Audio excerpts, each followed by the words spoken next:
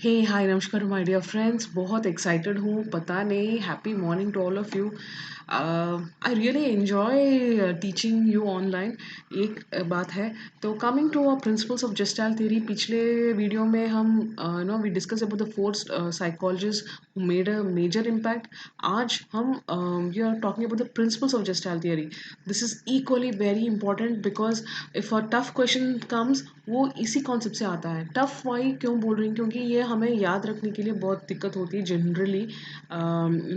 We we tend to थोड़ा बहुत we tend to forget अगर प्रैक्टिस नहीं की है। तो what you need to know is gestalt theory में देर आर अराउंड 7 लॉज जिनको हमें फोकस करनी है। ओके एंड हाँ, वीडियो पसंद आए तो डोंट फॉरगेट टू सब्सक्राइब यार, और ये बुक भी ज़रूर परचेज कीजिएगा। एंड कमिंग टू हाँ gestalt theory, yes, laws of similarity. उनका जेस्टाइल थ्योरीज जो भी थे, Max Wertheimer, Koffka and all दो साइकोलॉजिस्ट, उन्होंने क्या किया, they came up with 7 laws. क्या है वो? Law of similarity, law of closure, law of continuity, law of proximity, इन सब के बारे में आज डिस्कस करेंगे। तो it is all perception, visual perception, जो कुछ हम बोल रहे थे ना पिछले क्लास में, it is all about that. तो ये विजुअल परसेप्शंस में कौन सी कॉन्सेप्ट है? ये लॉ ऑफ सिमिलैरिटी को क्या कहते हैं? Friends, I tell you one thing, अगर you haven't watch the earlier video, please this no point watching this now. पहला वो देखने के बाद ही ये देख लेना, नहीं तो ये बिल्कुल आपको समझ में नहीं आएगा ये कॉन्सेप्ट। ओके, तो प्लीज़ वॉच आउट अगर नहीं देखा तो। If you have, well and good. Now let's start. Law of similarity, अभी ये when you see this picture, tell me, when a group of individual objects look similar to and others, causing people to perceive that they are a single object or pattern, yes or no? देखो, similar जब एक ही जैसे हैं, एक ही line, आप ऐसा इसको कैसे देखोगे? हॉरिजॉन्टली आप सोचते होंगे कि हाँ, येलो स्टार के बाद ग्रीन स्टार, ग्रीन स्टार के वो हॉरिजॉन्टल भी एक पैटर्न की तरह आप देख सकते हो उसको, है ना? सिमिलर पैटर्न की तरह। नहीं तो ऐसे हॉरिजॉन्टल भी, सॉरी, ऐसे हॉरिजॉन्टल भी और ये से वर्टिकल भी आप एक डिज़ाइन की तरह भी सोच सकते हो, राइट? आप जिस तरह परसीव करते हो, वो ऑब्जेक्ट हो या पैटर्न हो, एक you might take this as one single object, one pattern. ऐसा नहीं कि अलग अलग अलग अलग स्टार्स की तरह नहीं देखोगे, राइट? तो that is what we call it as law of similarity. तो लॉ ऑफ सिमिलैरिटी में क्या होता है? Similar figures seem to have the same shape. तो जब फिगर्स को सेम शेप होता है, then this comes into picture. The similarity of this figures may be due to the fact that they have a similar shape, color, or any other characters that allows us to think of similarity. Got it? Similarity का law कब apply होता है? जब when you see similar things happening and some kind of design comes into your head, तो आप law of similarity use करते हैं। आपका विजुअल परसेप्शन में लॉ ऑफ सिमिलैरिटी होती है तब। ओके, तो एग्जांपल आपको एक और देना देना चाहती हूँ ताकि आपको समझ में आए कि ये क्या होती है। Example, we are very well aware कि every tree has its own characteristics, है ना?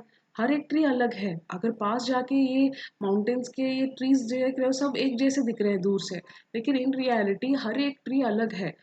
पास जाओगे तो बिल्कुल उसका पैटर्न अलग है, सब कुछ, लेकिन दूर से जब देखते हो, you find almost everything similar. उनका कलर जैसा एक ही है, हाइट एक जैसा दिख रहा है। So this is your point of view. Practically the same आप वो लॉ ऑफ सिमिलैरिटी यूज करते हो, then you think there almost one and the same, isn't it so? So this is your example one. फिर से समझ में नहीं आया, एक और लेती हूँ। Look at this example. It is containing 9 separate objects हैं, सिंगल यूनिट के, हर एक अलग अलग अलग स्टार कहीं कहीं लगा दिया। लेकिन हम यहाँ पे सबको मिला के एक ऑलमोस्ट लाइक क्या बोलेंगे, एक जैसा दिख रहा है ना? यूनिटी कुछ है। हमें कुछ यूनिटी देखने के लिए प्रयत्न करते हैं हम। Our eyes, our visual perception ऐसा है कि we are trying to make it into figure and visually perceive कर रहे हैं एक विजुअल ऑब्जेक्ट की तरह। That is how lower part के पूरे स्टार्स हैं, लेकिन ये स्टार अलग है। उसके ऊपर इतना some round ball, black ball है, फिर भी you are trying to come up with similar picture. That is called law of similarity. Clear? So why is similarity important in visual design? because we can really emphasize something big, making it dissimilar also known. देखो कुछ ऐसा चीज होता है कि हम dissimilar को make वो जो कुछ similar कॉन्सेप्ट को डिसिमिलर करने वाले जिसको उसको हम एनॉमली कहते हैं। एक बार आया था ये एग्जाम में, तो just note it down, the one which no makes the similar thing dissimilar, उसको हम एनॉमली बोलते हैं। Okay, different from the three stars what we see. ये स्टार की बात है, आप कुछ भी डिजाइन लो, I have taken stars here बस। Next comes law of continuity. ये क्या है? ये कुछ दिख रहा है आपको? What do you see here? Happy? हाँ। इवन इफ HAPPY में आधे इज वाइप्ड इट ऑफ, फिर भी आप you are trying to continue, वो गैप्स कंटिन्यू करके हैप्पी बोलने जा रहे हो। यहाँ क्या देख रहे हो? S, right? मुझे तो एस दिख रहा है, आधा एस पे कुछ कटिंग हो गया है ना। तो ये भी ऐसा है कि you are trying to continue, जो कि मिसिंग गैप्स है उसको कंटिन्यू करते हो, that is called law of continuity. आपका विजुअल परसेप्शन में क्या होता है? You try to fill it up। अगर ये वर्ड देखो, what do you call this? हाँ, यस, रिमेम्बरेंस, राइट? तो रिमेम्बर, यहाँ एक लेटर मिसिंग है, फिर भी आप रिमेम्बरेंस क्यों बोल रहे हो? ए इज मिसिंग, हाँ, वाई, बट स्टिल क्योंकि हम उसमें, हम ह्यूमन टेंडेंसी ऐसा होता है कि हम वो छोटे छोटे no we try to fill up the gaps. हमारा विजुअल परसेप्शन ऐसा होता है। और it allows us to perceive a smooth continuity। हम कंटिन्यू करना चाहते हैं whatever we are seeing, we don't want breaks, complete breaks उसमें। अगर यहाँ आप ये पिक्चर देखो, ब्रांच ऑफ ट्रीज, यहाँ भी एक कंटिन्यूटी है जहाँ हर एक ब्रांच अलग अलग है, हर एक का लेकिन उसको एक जैसे हम देखते हैं। This is what we call is that law of continuity. Coming to law of closure, this occurs when the object is not completely complete and is not fully enclosed। the object is not complete, यहाँ object complete नहीं है, यहाँ 3 stars हो चुके होंगे, 3 balls या circles होते हैं, but I'm trying to make a triangle out of it। यहाँ एक यहाँ कोई triangle नहीं है, सिर्फ 3 grey balls हैं, but now I'm trying to come up with a figure with that। This is called law of closure। यानी कुछ पॉइंट्स को लेके मैं I am trying to close it and think of it as one single object. Okay, उसको मैं the missing triangle, जो यहाँ कोई ट्राइंगल लेकिन now I am trying to visualize a triangle here, वो मिसिंग गैप्स फिल करते हैं, that is called law of closure. देखो, जब भी ऐसा न्यूज़पेपर है, यहाँ कटिंग हो गया, यहाँ एक कटिंग हो गया, आपको कुछ वो एक लेटर का कुछ नहीं दिख रहा है, फर्स्ट लेटर का कुछ नहीं दिख रहा, फिर भी है, what do you say about this? आपको क्या दिख रहा है यहाँ पे? What is it?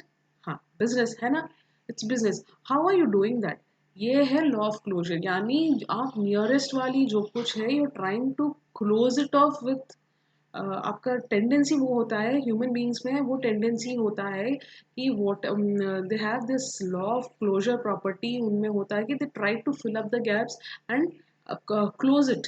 यानी प्रॉपर्टी ऑफ क्लोजर बोलते हैं, you trying to work on it completely.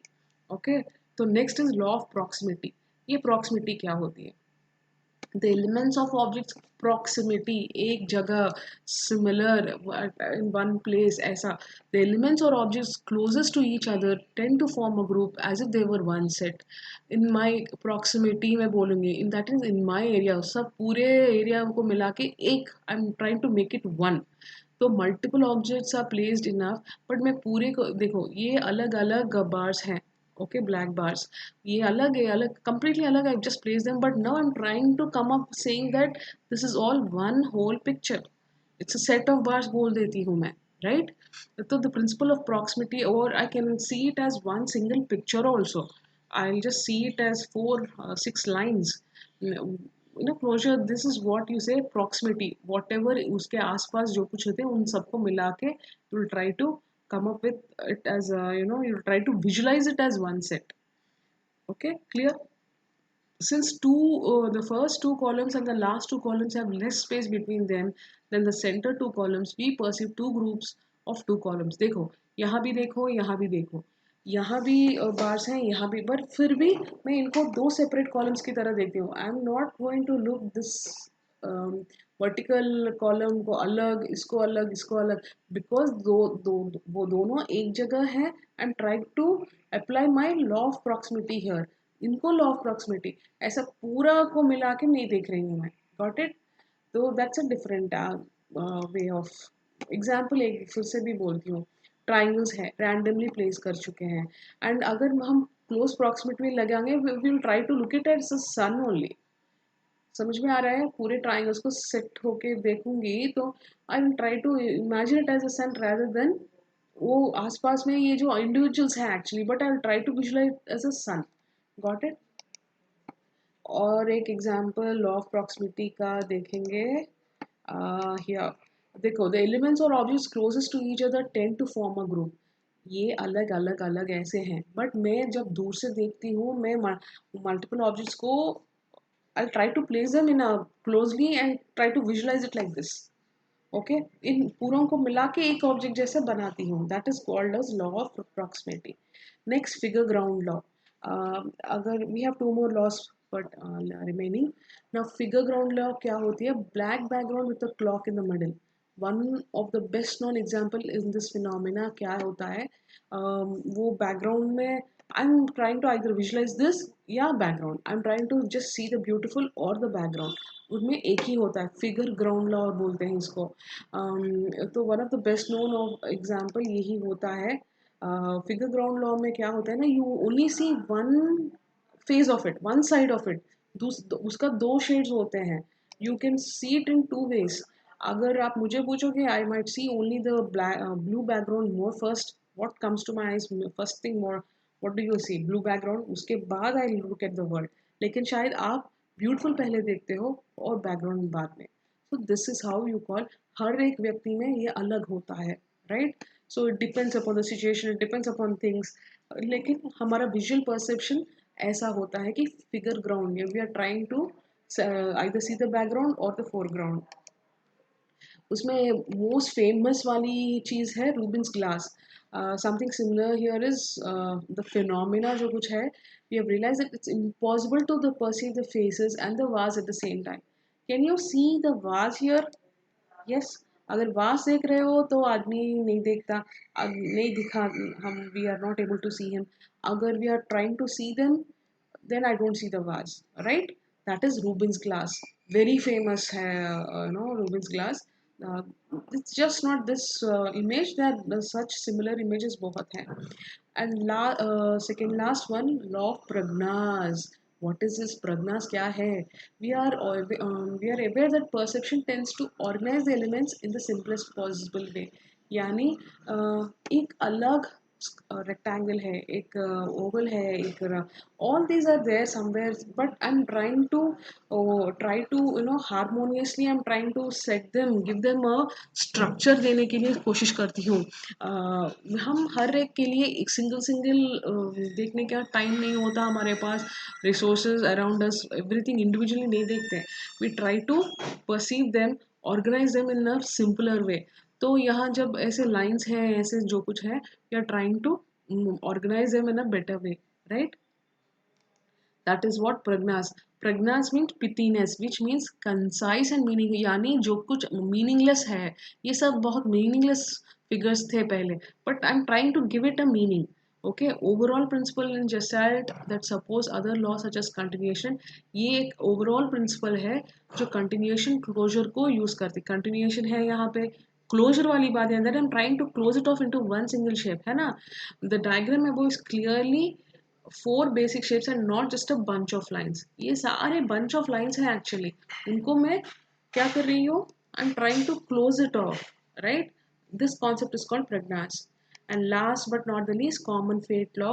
This elements which seem to move together towards a certain orientation are perceived as a whole। तो क्या होता है कॉमन फेट लॉ में? जो भी ये इंडिविजुअल बैलून्स है लेकिन एक साथ जब है, then we look at them as a whole. We also look at them as one by one if we are interested, लेकिन generally we perceive them as in a group, है ना? homogeneous way बोलते हैं, right? I'm so bad with my Hindi यार, I'm just trying to improve, ऐसे सिखाते सिखाते आदत हो रही है। Being a South Indian, less usage of my Hindi, only with students। आजकल ये ऑनलाइन टीचिंग शुरू करने से I've learned। So coming back to our common fate law, so we simplify what we perceive and prefer simplicity. In this picture looking at a cup we don't need any information. देखो देखने से आपको मालूम है हाँ ये T है, इसमें क्या है, कॉफी होगा या टी. हाँ T. So yeah, few more lines on Gestalt theories I should say कि we are aware that Gestalt theories mainly study in the area of perception. उनका हर वक्त कैसे perceive करते हैं ह्यूमन आई, कैसा perceive करता है वर्ल्ड को, कैसे देखते हैं, इंटरेक्ट करता है. This is the key point. And it's more on what as I said, visual perception, वो relation between them क्या है वो सब. एंड आगे हम क्लास में बहुत कुछ देखेंगे how it works. And gestalt theory के बारे में अगर बोलना है तो ही अपोज प्री डोमिनेंट स्कूल्स जो डिड नॉट एग्री. उस टाइम पे स्कूल्स अप्रोच, इनका approach they didn't accept it. उनका बिहेवियरिस्टिक अप्रोच है ये, उसको सब लोग एक्सेप्ट नहीं कर पाए. उनका कहना है कि इसमें भी कुछ लिमिटेशंस हैं, स्टिग्मास है, रेस्पॉन्सेज एंड ऑल. तो आगे वाले क्लास में we will have a look at classroom implications and also about gestalt theory experiment also. अभी भी देख सकते हैं शायद. What is there classroom implications of gestalt theory. ये क्या है क्लासरूम इम्प्लीकेशंस, यानी क्या है, समथिंग विच डजंट फिट, है ना. This theory has developed the concept that learners have different concerns and needs at different times, but they have subject to interpretation and different. तो यहाँ क्या है कि ये theory क्या है कि हर एक के लिए अलग होता है. You know, the teacher should know the importance of instruction aids. अगर classroom में अगर इनका gestalt theory हम डाल use कर रहे हैं, the teacher should be equally efficient to understand the she's supposed to follow them during teaching learning activities. और अगर मीनिंगफुल क्लासरूम लर्निंग होना है the teacher should make use of good teaching aids. अगर classroom में कैसे, how does gestalt theory help in a classroom, तो teacher must be more participatory to the students. और the classroom experiences related to transfer, यानी क्या है ना, if the classroom experiences of the students are related, students will be able to transfer the gained experience into further learning. As a teacher in the classroom में हमें देखना है कि जो कुछ बच्चे ने सीखा वो एक्सपीरियंस को फर्दर लर्निंग के लिए वो ट्रांसफरिंग हो रहा है या नहीं. और teacher should always, when you're following this process, the teacher should always use her motivation strategies बच्चों को जब सिखाते हैं. तो क्लासरूम में जेस्टाल्ट थ्योरी का ये है कॉन्सेप्ट. आगे वाले experiment will be talking about gestalt theory, chimpanzee, very interesting concept है. Don't miss out that. That is equal. Exam में इनके बारे में बहुत सिंपल क्वेश्चंस पूछते हैं बट इंटरेस्टिंग होता है. Do watch out for that. Don't miss out and don't forget to subscribe and purchase this book of mine. E-copy is available and the print copy is available after lockdown. एक बार देख लो यार if it's available or not now. Okay, thank you, bye bye.